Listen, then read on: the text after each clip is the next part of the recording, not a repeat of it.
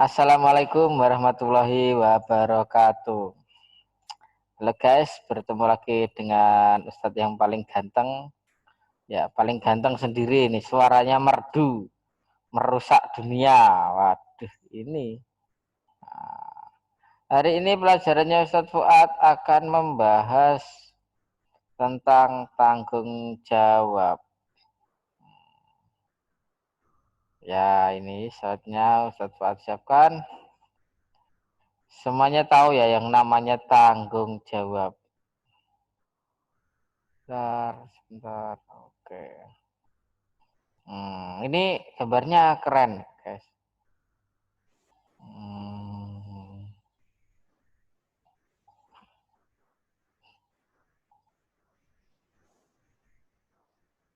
hmm.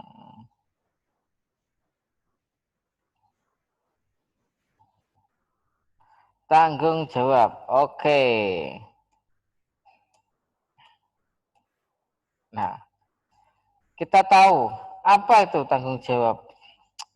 Tanggung jawab itu adalah merupakan kesadaran diri untuk menanggung segala perbuatan yang dilakukan secara sengaja ataupun tidak sengaja.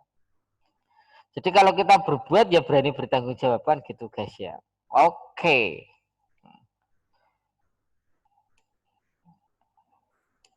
Nah, anak kelas 2.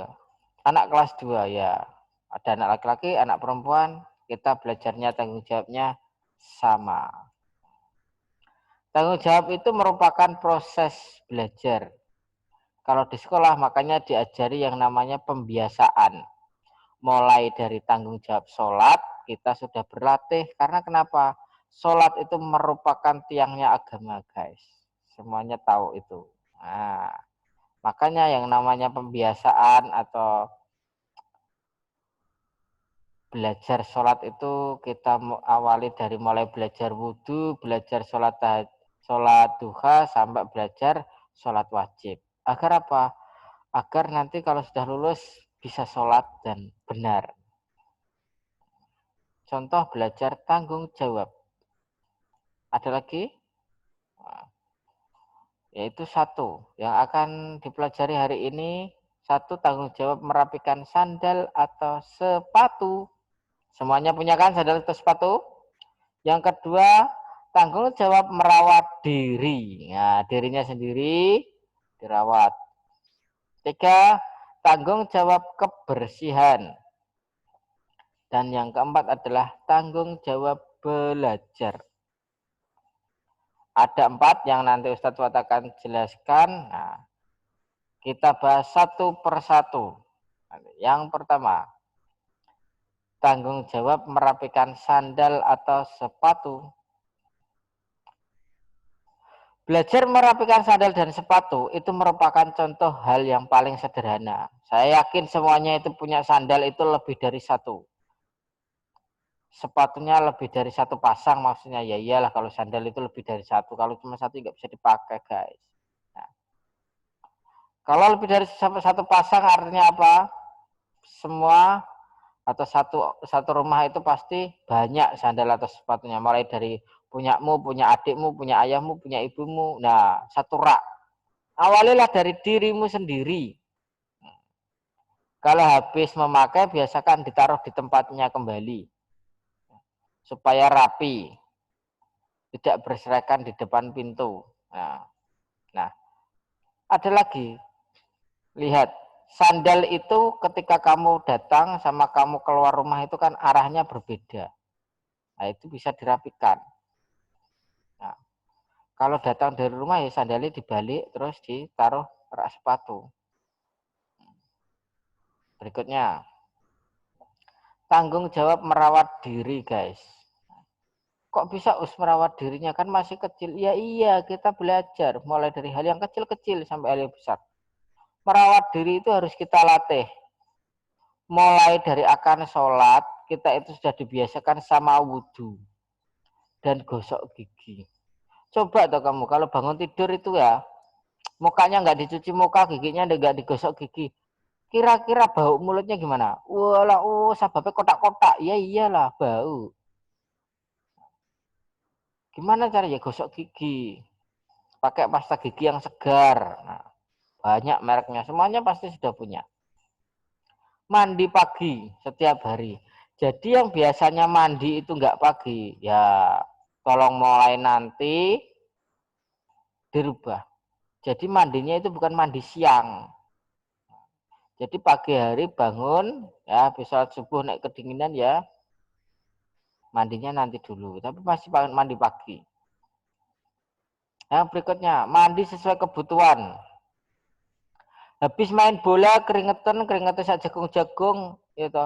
Kaosnya baunya kuwecut, asem-asem gitu sampai pusing-pusing yang bau itu. Ya mandi, karena kenapa? Badannya kotor terus mau sholat, ya mandi dulu. Terus memakai anduk dengan benar. Nah, memakai anduk dengan benar kenapa? Kalau kita pakai anduk nggak benar ya guys ya, kita itu apa? Badannya itu, bekas mandinya itu, airnya masih basah, nanti takutnya kepleset. Makanya tanggung jawab merawat diri ini apa? Ini harus hal yang penting ini. Coba bayangkan kamu itu malas mandi, mamanya nggak tahu. Mamanya berangkat, kamu masih bangun tidur, pulang kerja mamanya jam 2 misalnya. Nggak tahu anak sudah mandi atau belum. Mamanya dipura-purain cuma cuci muka sama kepakai seragam. Nah, akhirnya sampai siang nggak mandi. Kamu tadi mandi atau enggak? Enggak. Nah, mamanya kena bohong. Berpakaian rapi, minyak rambut dan sisir. Coba toh. Kalau rambutnya nggak diminyai, kalau rambutnya nggak disisir, awuk-awukan itu, gitu, gak rapi, gak harum. Padahal adalah ciri orang keren pertama itu adalah harum. Kayak saya, selalu harum setiap hari. Nah, mandi berapa kali sehari? Wah, yang penting rapi, wangi. Boleh, boleh. Gak ada yang tahu kok kalau kamu itu gak mandi. Nah, berikutnya, tanggung jawab kebersihan. Oh, ini loh guys. Ya. Kebersihan itu diawali dengan hari yang kecil dahulu. Mulai di loker sekolah, zaman TK, zaman playgroup, atau zaman sekarang. Kebersihan itu harus dijaga karena kenapa? Kebersihan sebagian dari iman. Anadzafatul minal iman. Nah, mulai dari membuang sampah di tempatnya. Mulai dari ganti kaos kaki setiap hari. Nah, kalau ke sekolah. Nah, karena ini nggak ke sekolah, jadi ya nggak pakai kaos kaki. Iya, ya iyalah, masa iya sih. Berikutnya, membereskan kembali mainan setelah dipakai. Nah, ini ada contoh tanggung jawab yang terjadi di rumah. Mengambil atau menyapu jika ada kotoran. Jangan sampai ya, apalagi makan kita itu ya, kotoran bekas makan itu ada di kasur, akhirnya tidur dimakan semut. Nah, kamu dimakan semut. Seorang anak tidur dimakan semut. Nah, seorang anak SD Muhammadiyah saat tidur dia dimakan semut, digigiti semut karena kenapa? Di bawah tempat tidurnya kejatuhan coklat. Nah, itu. Karena tidak menjaga kebersihan. 4. Tanggung jawab belajar. Nah, mestinya kita itu tahu kalau tanggung jawab saat di sekolah. Tanggung jawabnya pelajar yang pertama itu belajar, bukan bekerja. Nah, kalau tanggung jawabnya bekerja itu ya contohnya Ustazah hari ini. Satu itu tanggung jawabnya apa? Bekerja, ngajar, oke.